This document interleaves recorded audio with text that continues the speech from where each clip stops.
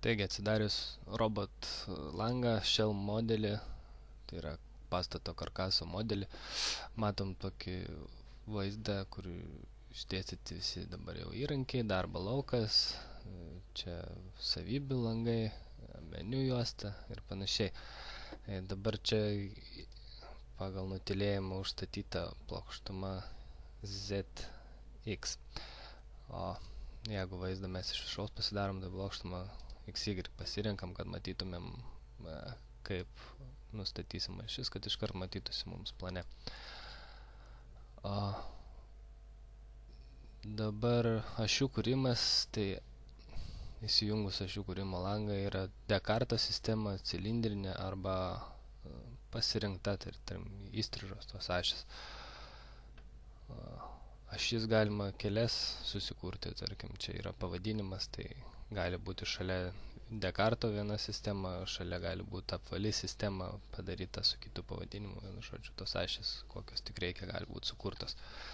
Tai ašių kūrimas tai vyksta taip maždaug, kad vieną kryptim susidedam čia atstumus, kiek mums reikia, pavyzdžiui, čia koordinatėmis vedama, o čia galima dar kiek kartų, tarkim, du kartus po 6 metrus padaryti, kad tik kryptim būtų koordinatė. Tai čia užduodame, pasirenkame ašių numeravimą, tai skaičiais bus, pavyzdžiui, o Y kita kryptim irgi, tarkim, padarysim porą kartų 6 metrus. A raidinis žymėjimas ir Z, tarkim, bus pas mus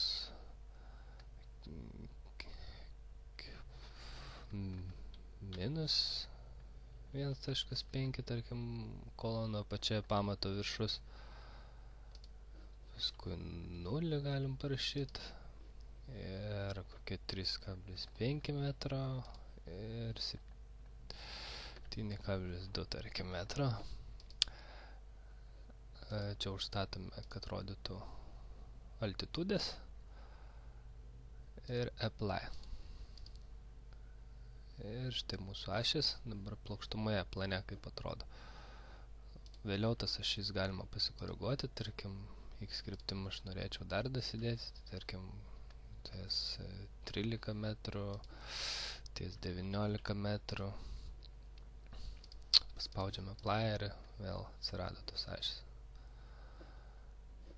Jeigu žiūrėsim trimačiam vaizdą, tada rodo mum ir aukščius, kaip mes išsidėliojam.